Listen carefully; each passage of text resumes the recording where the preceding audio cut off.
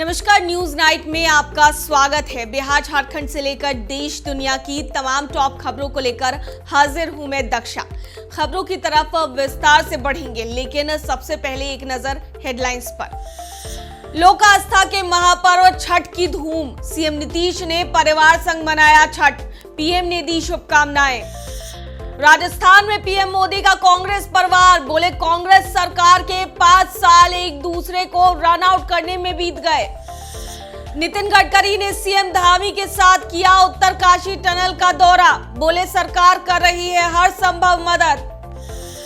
देश की अर्थव्यवस्था आज पहली बार $4 ट्रिलियन के पार, चौथी सबसे बड़ी अर्थव्यवस्था बनने के काफी करीब। फिल्म धूम के निर्देशक संजय गढ़वी का निधन, बड़ी बेटी ने दी जानकारी। अब खबरें विस्तार से। बिहार में लोक आस्था के महापर्व छठ की धूम है। आज तीसरे दिन शाम में लोगों ने डूबते सूर्य को अर्घ्य दिया। सीएम नीतीश कुमार ने भी परिवार संग छठ मनाया। इस दौरान उन्होंने अस्ताचलगामी सूर्य को अर्घ्य दिया। यह आयोजन पूरी तरह पारिवारिक था, जिसमें नीतीश के भाई और बहनों का पूरा परिवार शामिल हुआ।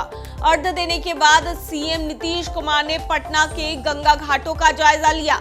सीएम ने नासरीगंज घाट से जायजा लेना शुरू किया।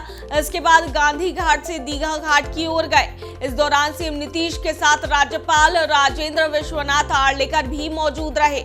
आपको बता दें, राज्य में तकरीबन 80 लाख से ज्यादा परिवारों में छठ महापर्व मनाया जा रहा है। बिहार में तो छठ महापर्व धूमधाम से मनाया जा रहा है, लेकिन लोक आस्था के पर्व छठ का खुमार अब विदेशों में भी बिखेरी जा रही है। विदेशों में रहने वाले लोग भी 7 समंदर पार भी छठ मना रहे हैं। इस वर्ष भी आयरलैंड, इंग्लैंड, ओमान समेत अन्य देशों में रहने वाले भारतीय छठ महापर्व मना रहे हैं। पीएम मोदी ने देशवासियों को छठ की शुभकामनाएं दी हैं। उन्होंने सोशल मीडिया एक्स पर लिखा, महापर्व छठ के संध्या अर्घ्य के पावन अवसर पर अपने सभी परिवार जनों को मेरी अनंत शुभकामनाएं। सूर्य देव की वंदना हर किसी के जीवन में नई ऊर्जा और नए उत्साह को संचार करे। जय छठी मैया। पीएम मोदी ने आज राजस्थान के तारानगर में चुनावी रैली को संबोधित करते हुए कांग्रेस पर जमकर हमला बोला। पीएम ने कहा कि राजस्थान की संस्कृति की रक्षा के लिए यहां की कांग्रेस सरकार को हटाना बहुत जरूरी है। उन्होंने कहा कि कांग्रेस सरकार के 5 साल एक दूसरे को रन आउट करने में बीत गए। राजस्थान में 25 नवंबर को मतदान होगी और मतों की गिनती 3 दिसंबर को होगी। वहीं कांग्रेस नेता राहुल गांधी ने बूंदी में जनसभा को संबोधित करते हुए कहा है कि अब देश को बदलने का समय आ गया है। मोदी भारत माता की जय कहते हैं, उनको अडानी जी की जय कहनी चाहिए। केंद्रीय सड़क परिवहन मंत्री नितिन गडकरी ने कहा है कि पीएम मोदी की केंद्र सरकार उत्तरकाशी टनल हादसे में फंसे लोगों को सकुशल रेस्क्यू करने को हर संभव मदद कर रही है। उन्होंने कहा कि टनल में पिछले 8 दिनों से फंसे लोगों को बाहर निकालने के लिए एक्सपर्ट की भी सलाह ली जा रही है। आज गडकरी और उत्तराखंड के सीएम पुष्कर सिंह धामी ने उत्तरकाशी टनल हादसे में सिलक्यारा का दौरा किया। Chief justice of India DY Chandrachud ने कहा है कि वह कोई जादूगर नहीं है जो चुटकी बजाकर देश या देश भर की अदालतों की सभी समस्याओं को हल कर दे। हालांकि उन्होंने कहा है कि CJI का पदभार संभालने के बाद से उन्होंने वास्तव में अदालतों की पुरानी समस्याओं के समाधान की एक प्रक्रिया शुरू की है। ये बातें उन्होंने इंडियन एक्सप्रेस को दिए एक इंटरव्यू में कही। बता दें कि बतौर CJI उनका कार्यकाल का 1 साल पूरा हो चुका है। भारतीय अर्थव्यवस्था अब दुनिया की चौथी सबसे बड़ी अर्थव्यवस्था बनने के काफी करीब पहुंच गया है। केंद्र सरकार के द्वारा देश की चौथी सबसे बड़ी अर्थव्यवस्था बनाने के लिए रोड मैप तैयार किया गया है। देश की अर्थव्यवस्था आज पहली बार $4 ट्रिलियन के पार चली गई। देश को चौथी सबसे बड़ी अर्थव्यवस्था बनने के लिए GDP का 5 ट्रिलियन तक पहुंचना जरूरी है। सरकार का लक्ष्य है कि 2027 तक 5 ट्रिलियन की इकोनॉमी देश की हो जाए। झारखंड में गोड्डा के लोगों को 6 दिनों बाद डाकघर व डाकघर पासपोर्ट सेवा केंद्र का उपहार मिलेगा। सांसद डॉक्टर निशिकांत दुबे 24 नवंबर को डाकघर व पासपोर्ट सेवा केंद्र गोड्डा वासियों को सौंप देंगे। शुभारंभ विदेश मंत्री डॉक्टर एस जयशंकर नई दिल्ली से वर्चुअल मोड में करेंगे। केंद्रीय विदेश मंत्री दिन के करीब 3:30 बजे ऑनलाइन उद्घाटन करेंगे। इसके बाद सांसद एक जनसभा को भी संबोधित करेंगे।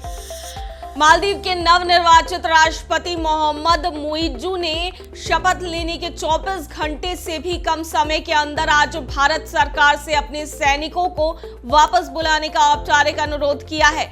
मालदीव के राष्ट्रपति कार्यालय की एक विज्ञप्ति के मुताबिक मुइज्जू ने कहा कि मालदीव के लोगों ने नई दिल्ली से ये अनुरोध करने के लिए उन्हें मजबूत जनादेश दिया है।